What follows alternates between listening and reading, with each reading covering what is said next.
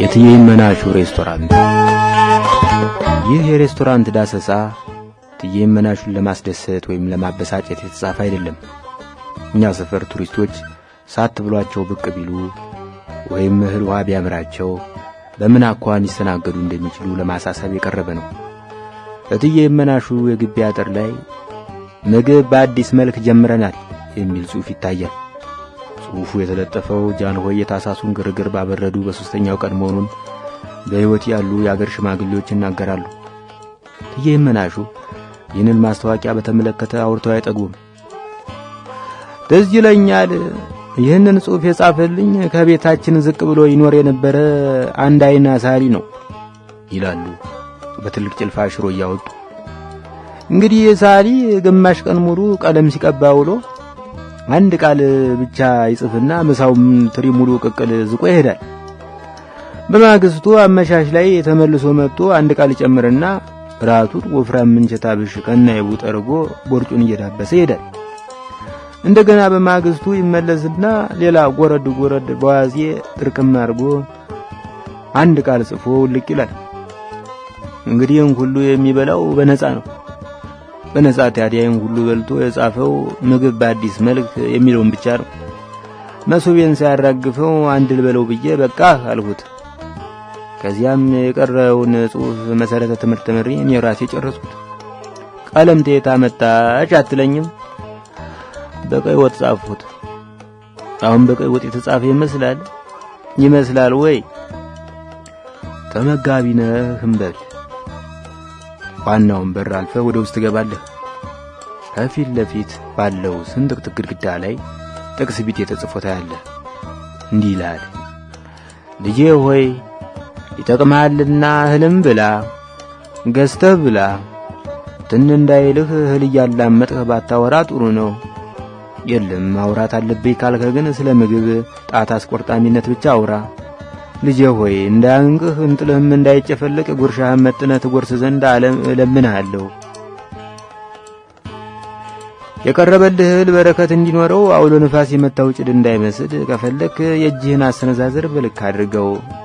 መጽሐፈ ሲራክ ቁጥር 50። ከዚህ ጥቅስ ፈንጠር ብሎ ከመብላት በፊት ይህን ያንብቡ የሚል ማስታወቂያ ቢጤ ተጽፎ ታያለህ። እንዲህ ይላል፣ ይህ ምግብ ቤት የታሳስ ግርግር ሰሞን ጃንሆይ በሌሉበት ተመርቆ ተከፈተ። ምግብ ቤቱ ሲቋቋም በሁለት መለስተኛ ሰታቲዎችና በአንድ ጠማማ ጭልፋ ቢሆንም እድገቱን በማፋጠን በአሁኑ ጊዜ እግዚአብሔር ይመስገን 4 መቀቀያ ቶፋዎች፣ 12 ማማሲያዎችንና 3 መክተፊያዎችን ይዞ በመንቀሳቀስ ላይ ይገኛል። ከዚህ በላይ በልምድና በእድሜ የበሰሉ 2 ወጥ ቤቶችም አሉት። እነሱም እትዬ ይመናሹና የልጅ ልጃቸው ወርቅነሽ መሆናቸውን ስንገልጽ ኩራት ይሰማናል። በቅርቡ በልተው ለሚጠጡ ደንበኞች የውሃ ሽንት አገልግሎት እንደምንሰጥ ይፋ አድርገናል። ጉድጓድ ጉፋሮን ካሁኑ ተጀምሯል የሚል ማስታወቂያም አለ። ይህንን ካነበብኩ በኋላ ታጨበጭባለህ። የእትዬ ይመናሹ የልጅ ልጅ ወርቅነሽ እርጥብ መዳፏን በቀሚሷ ጠርዝ እያደረቀች ምን ልታዘዝ ትላለች።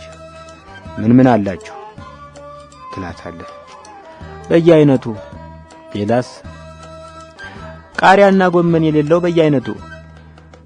ሌላ የለም? እሱማ ቀይ ወጥም አለ። ቀይ ወጡን አምጪልኝ። ማምጣትስ አመጣልሃለሁ፣ ግን ምን? የትናንት ወዲያ ነው። የትናንት ወዲያ? ለነገሩ አሞቀዋለሁ፣ በርበሬም እጨምርበታለሁ። በየኔ እህት በየአይነቱ አምጪልኝ። ሂሳብ ቅድሚያ ነው። ስንት ነው? ብርተ ስሙኒ ትከፍልና በየአይነቱ ይመጣልሃል። እየበላ እያለ ከድመት ከፍ ከነብር ዝቅ የሚል ድመት ከጓዳ እየሮጠ መጥቶ እግር ስር ገብቶ እሪ ይላል። አቧራ የጎረሰ ጫማህን አንስተህ ሆዱ ላይ ትረግጠው ውስጥ ካታ እትዬ ይመናሹ ተጓዳ ብቅ ብለው አንድ ጉርሻ ጣለትማ ሰሞኑን አይጦች ሱባኤ ገብቷል መሰል ይላሉ። አንተ ከእንጀራው ቆርሰህ ለድመቱ ስትወረውርለት በአየር ላይ ቀልቦ ይሰለክተውና እንደገና ሚያው ይላል። ድገመው ታልደገምኩ አይደለም ይላሉ እትዬ ይመናሹ። እየበላም እያለ አንድ ጠብል ለማኝ በሩን ሞልቶ እምዬራበኝ ብሎ ይጮሃል። እየመናሹም ከንፈራቸውን እየመጠጡ አፈር ልብላ መሶቤ ሲራቆት ትመጣለህ ብለው ወደ አንተ ይዞሩና እዚህ ትንሽ ቆርሰ ስጠው ያጽድቃል ይሏል። በልተህ ጨርሰህ እጅን የምትጠርግበት ሶፍት ቢጤ ፍለጋ ስትገላመጥ ካዩህ እየመናሹ ወደ ልጆቻቸው መጮኻቸው አይቀርም። አንቺ ወርቅነሽ የእስቲ አሮጌ ሻሽን አምጪለት ይሏል።